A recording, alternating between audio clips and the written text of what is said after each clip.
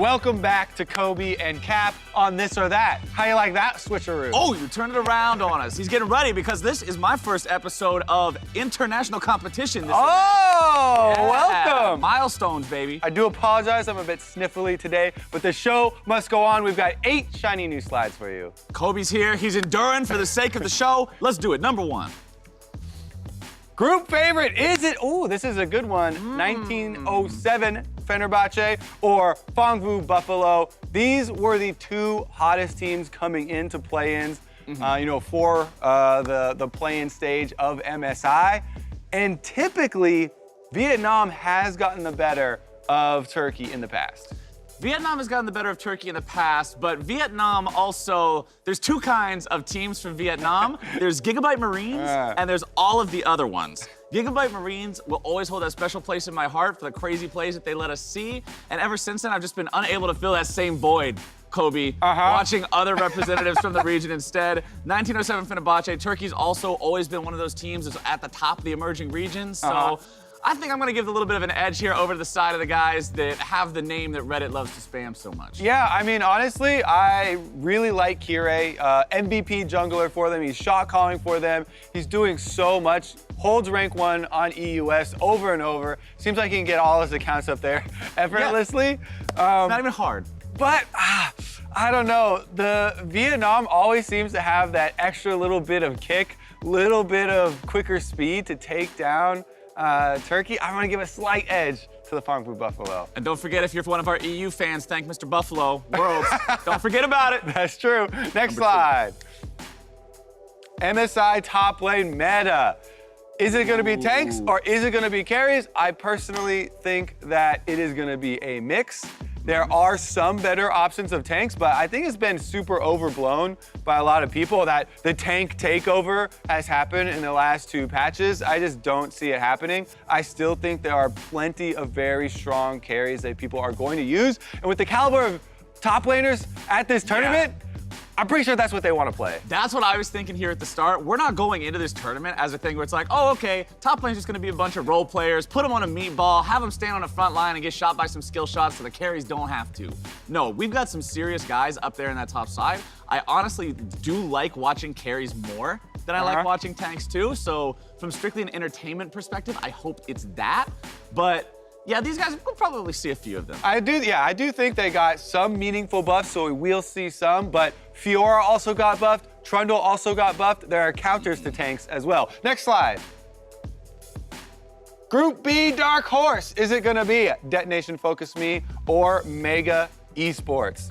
I think Detonation Focus Me. I have to agree with that because I was very critical of the LJL going into Worlds because they had previous very poor international performances. So I was like, I don't know, man. I don't know if these guys got what it takes to really step up and compete. But they did a lot better than I expected that they would.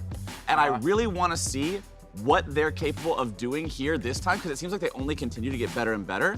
So, plus I know that there is there's always a bunch of hype of people for the Japanese region. Like people always want to see them do really well in a Twitch chat because people like to spam all their emotes and just be like, oh yeah, we want to see them win. And everybody wants these teams to pop off. Like everybody wants another one of the stories like Gigabyte Marines, right? And I think these guys might have what it takes. All right, I am also going with Detonation Focus Me.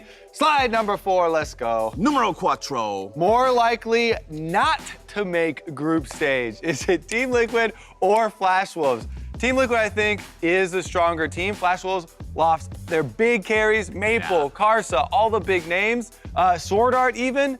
However, Team Liquid first play the team from Group A, which is the stacked group, but they have to lose 2 times to be kicked out and not make it. So I don't think that matters that much, and I just think that Flash Wolves got a lot weaker, losing a lot of their star players. So I think that this one is Flash Wolves. LMS was historically regarded as a one-team region, very top-heavy, where you had the one side, the one team that really just stood out above everybody else, and the rest were sort of, they were hanging out, they were there, but when you have a one-team region and that one team gets gutted, you give a thinking emoji to how many teams you got left in that region, how strong that region is. I'm giving the edge to Team Liquid. All right, next slide, number 5. Better Kane. Is it Ross or is it Shadow Assassin? Baby. Now, there was a huge buff to Shadow Assassin where they lowered the cooldown to 8 seconds of his E. Once you transform into Shadow Assassin, I thought that was crazy. Made a tweet about it, and it popped off.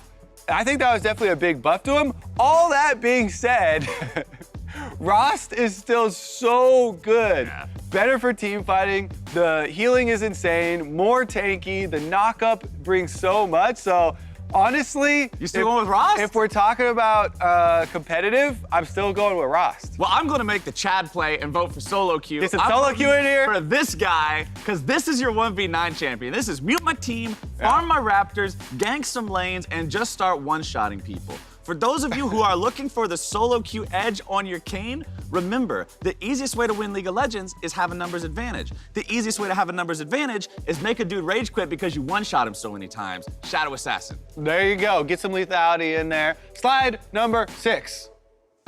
All right. More true. Is G2 overrated or is Team Liquid underrated? Now, we've already seen some analysts saying G2 is better than SKT.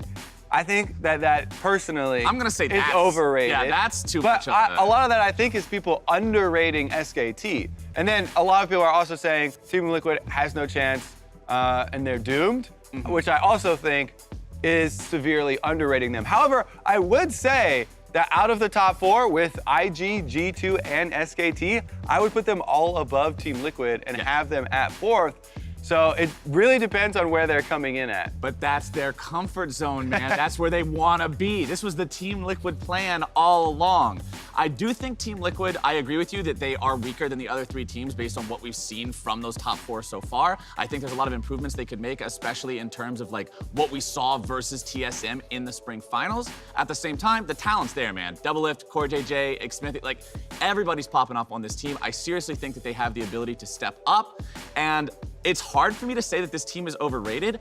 I will say that I disagree with the people saying that they're better than SKT. They're number 2 at the tournament. I will say I disagree with those people, but I will also say these guys have seriously impressed me with the amount of crazy stuff they can play. I will not call them overrated. I'll say that people are, they're lowballing Team Liquid a little bit. I think so too. All right, slide number 7. What do we got? Bigger impact, is it Singe buff or Gnar buffs? I think Singe buff. For me, I was really happy when Impact pulled that one out. However, Singe, I don't think he's gonna get played a lot. Singe is pretty good as like a counter pick into a lot of other tanks. It's not really a great blind pick. I think Gnar actually is even more blind pickable. Yeah. So that might be bigger for Team Liquid since I don't think they want to save a counter pick for Impact. Maybe this is a safer one. Right, I think that draft point is actually really big. Impact isn't the guy that you're going to be putting your 5th pick on for the side of Team Liquid. So having that Sin strategy where you have to make sure he can run around. Okay, all right. Just a big brain over here thinking maybe Team Liquid's gonna throw some curveballs, but the Gnar is something that I think could really pop off for this team. Like we were talking about earlier, we might see carries, we might see tanks, we might see this little prehistoric dude that can be both of them at the same time. Go. So I'm gonna vote for that one in hopes that we get to see Impact pop off. All right, me too. Our final slide. Better for casting. Oh yeah, we never have to say this again. That's right. Okay, this one's tough because I love my international friends, but this is a whole lot of words to have to say every time you address the team. Honestly, I thought it was pretty funny.